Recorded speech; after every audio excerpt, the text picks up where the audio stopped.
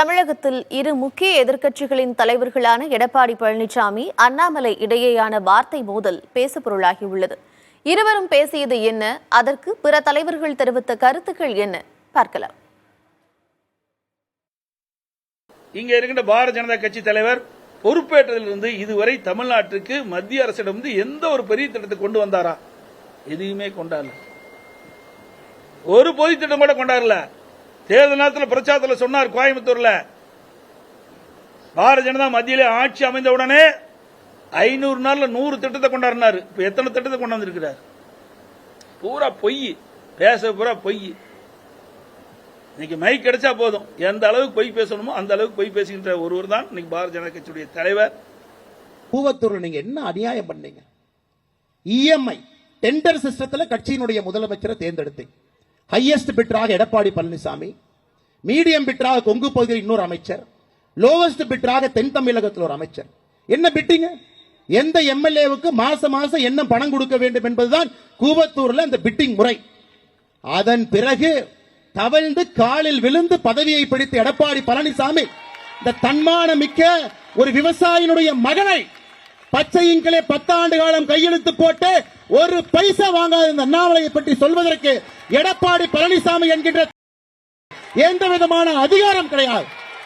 இது அகந்தை, இது அகந்தை. 2026 புரட்சி தலைவர் நடத்திய இந்த கட்சி இது போன்ற கிணத்து தலைகள் என்று வழிநடத்திக் கொண்டிருக்கின்றீர்கள். தூக்கி எறியப்படுவீர்கள். 4வது இடம் கூட கிடையாது. தமிழகத்தில் தான் தோன்றித்தனமாக பேசுகின்ற காரணத்தினால் இந்த தலைமை பொறுப்பு நமக்கு தொடர்ந்து இருக்காது. இருக்கின்ற வரையில் எதையாவது கருத்துக்களை சொல்லிவிட்டு செல்லலாம் என்று அவர் சொல்லிக் கொண்டிருக்கிறார்.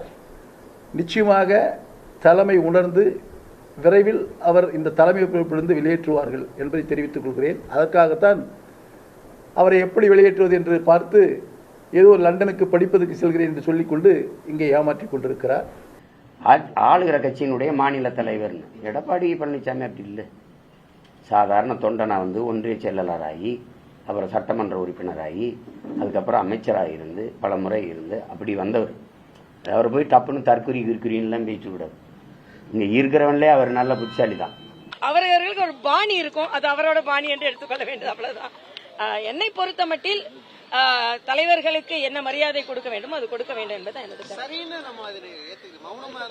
அதாவது நான் மாநில தலைவருக்கு மரியாதை கொடுக்க வேண்டும் என்றால், ஒரு தலைவருக்கு, எதிர்கட்சி தலைவருக்கு என்ன மரியாதை கொடுக்கணும், மாநில தலைவருக்கு அந்த மரியாதை கொடுக்கணும். மாநில தலைவருக்கு மரியாதை கொடுக்கிறேன் என்றால் அது அவரது பாணி என்று கடந்து சென்று விடுவேன்.